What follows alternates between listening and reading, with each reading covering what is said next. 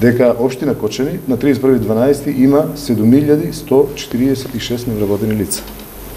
Тоа е една бројка која што е огромна, тоа е една бројка која што загрижува и колку и да не биде надлежност на општината, сепак секојдневно се среќаваме со неа.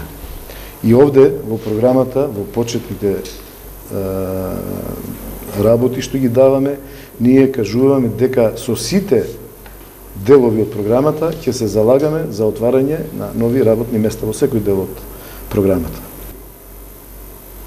Жал ми е што ќе констатирам дека не се согласувам, иако е официјална оваа бројка од Агенцијата за вработување со 31.12 кој не презентираше градоначалникот, за невработени лица од бројка од 7148, така некако рековте, така ли?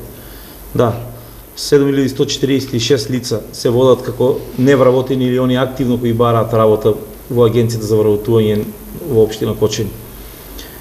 Не се сложим со оваа бројка. Сметам дека таа, за жал, е многу повисока.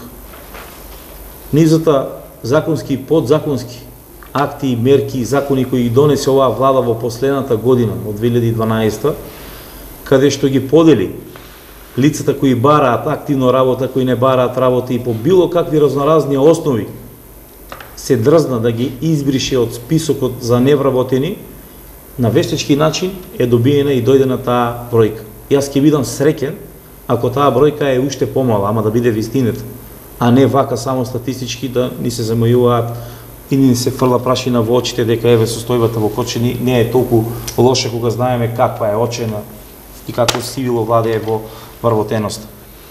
Меѓутоа, лошата економска политика која води оваа централна власт, а тоа се проглабочува и кај локалните власти, кои нели имаат или немаат подршка од централната власт, доведе до ваквата бројка на невработени не само во Кочани, туку и во цела Република Македонија. Тоа е како сврзан сат. Така.